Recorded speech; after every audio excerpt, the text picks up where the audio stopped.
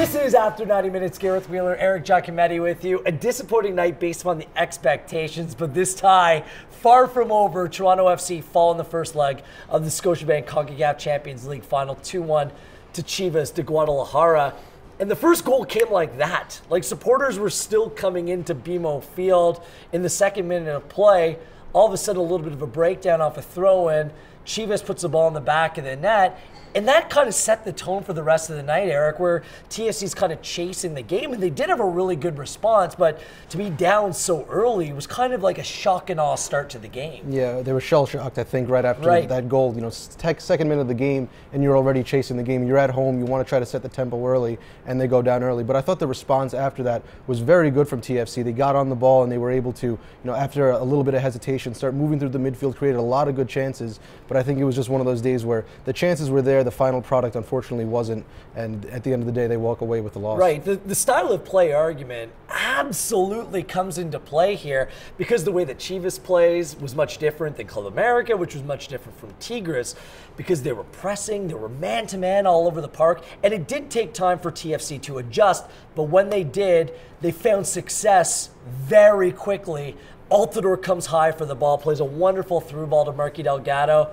And Jonathan Osorio, Mr. Champions League himself, has scored in each and every one of the legs, or each and every series heading into the final here, scores again tonight, and barrels into the post for good measure. Yeah, he's been everything for TFC and the CCL, as you mentioned, scoring in every series. And what more can you ask for a midfielder kind of coming into his own after, you know, a hot and cold start to his 2017 campaign, really came on strong at the end, and that form has carried him through 2018. So it's really good to see him playing so well. I really like how Delgado and Osorio are now taking a more advanced role, and it shows just a different dynamic of this team.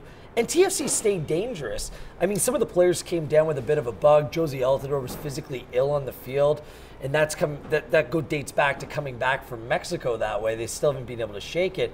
But Altidore came so close to giving TFC the lead in the 43rd minute. Great give and go with Giovinco. I'll tell you this, Eric, if Altidore scores that goal, that would have been the ultimate turning point. I really think they could have kicked on and found the victory here tonight. Yeah, that would have, of course, changed the complexion of the game. And they've done that a couple times now, getting one right before the half, and that gives you a much different feeling going into the halftime break. But it just wasn't there, as I said, at the end of the day. Not being able to find that finished product. Drew Moore with a couple of chances, as you mentioned, Josie Altidore as well. They just weren't able to find the back of the net, and at the end of the day, that's what cost them today. Right. The second goal was given up. It's a good old shot cross. Like, I date back to Ronaldinho against England in the 2002 World Cup, where you're not quite sure if it's a shot or a cross. Didn't matter. Polito puts it over the top of Alex Bono, give the assist to the win. Goalkeeper just cut off the line. Not a goal that you like to give up. Yeah, it's a tough one. If you're Alex Bono, you're trying to track that ball. It's from a long distance away, but give credit to Polito for putting in a ball that's dangerous as a cross or as a shot. When you put the ball in that area, you're always going to run the risk of maybe getting a deflection here or there, or as you saw, they're putting it directly in. So that's just a tough one to give up. TFC, I mean, they did create chances. There was some really good interplay between players, and you see why they're such a dangerous team. And that's what they need to build upon. They now know that the players are going to be man-marked. Like, Perez was basically Giovinco's shadow all night long, but I think that gives something for the coaching staff to play with and figure out how to expose even more so, because there was all kinds of room in the middle of the park. It's just about turning those into goals and goal-scoring opportunities. Yeah, now there's no secrets between the two teams. Yes. They've shown their cards. This is how we play. Now it's about executing and finding the weaknesses there in the second leg that they can try to exploit. It's all there for them to do. They know they have to be offensive, get the 2 goals to have any chance of taking home the title. So it's all there for the taking. If they can go after the game, get an early goal as we saw today, then you never know what can happen in the second leg. Let's hear from the captain, Michael Bradley, and his thoughts after the 2-1 defeat. Had some good chances to tilt the bar in our favor tonight, and we weren't able to take advantage. But that's football. We're at halftime, and so listen. Would we have preferred to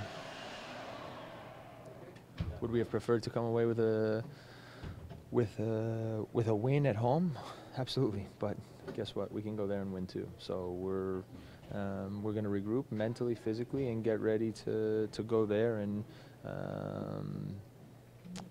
give everything we've got for 90 minutes to tilt the to tilt the bar in our favor. Shout out to the supporters in attendance, almost 30,000 of them on a snowy mid-April night. The scenics were crazy and the fans were great, Eric. And it's a big week for Toronto FC again. A trip down to Houston, 3 p.m. Saturday, and then straight to Guadalajara for the second leg on Wednesday night. Yeah, no rest for the weary, right? It's a lot of congestion, a lot of travel, but you know the Reds have plenty of squad rotation at their disposal. They'll try to get some fresh faces there into Houston and then look to do what a lot of people are expecting them not to do now in the second leg, but get those 2 goals and try to get this thing back to Toronto. Hey, I wouldn't put it past Toronto FC. I've always stood by this. This is a team that can score goals against whoever and wherever they go. So Chivas, I mean, they're only halfway there for Toronto FC.